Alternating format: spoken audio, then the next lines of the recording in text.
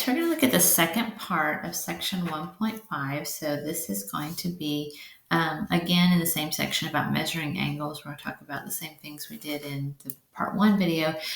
With the exception, we're going to have this new part, which is this angle bisector. And so if you'll remember, we've had segment bisectors. So if I had segment A, C, and I told you that B was a bisector, then you said, oh, if that means that's a bisector, I make these congruent marks, and then that means that these two segments are congruent. So if this was 4x and this was 20, I would say 4x equals 20, and then I could solve that.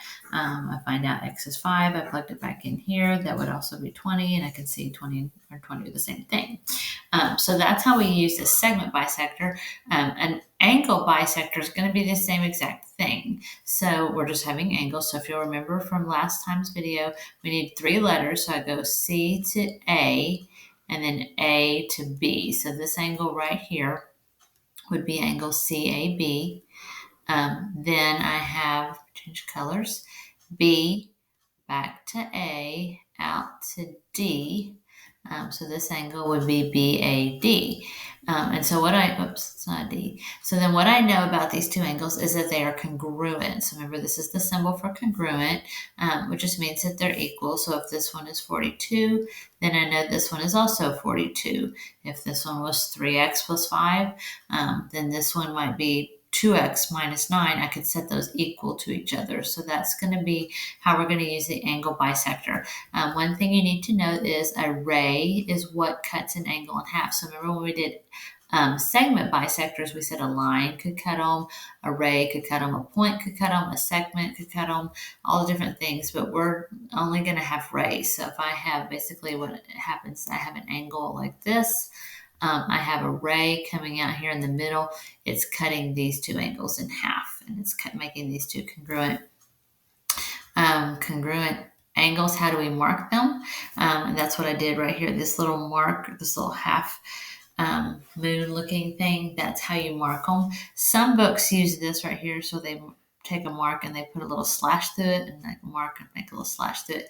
So anytime we see these markers right here, that tells us that those angles are congruent. So again, if I gave you this picture, this was 51 degrees, and I asked you what this was, because of this marker right here, you'd say, oh, well, that's 51 also. So that's what you need to know about angle bisectors. So let's go to the next slide. Oops, mouse. All right, so again, remember, this is just a very tiny sentence. Oops. I can't really make these marks with my computer. So I could make that one. I don't know why that was not there.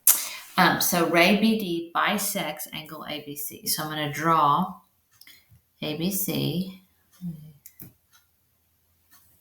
Draw it. So this is A. Remember, B is where the web is. C. And then BD, so it's a ray. I'm even going to change colors so I can just see this distinction.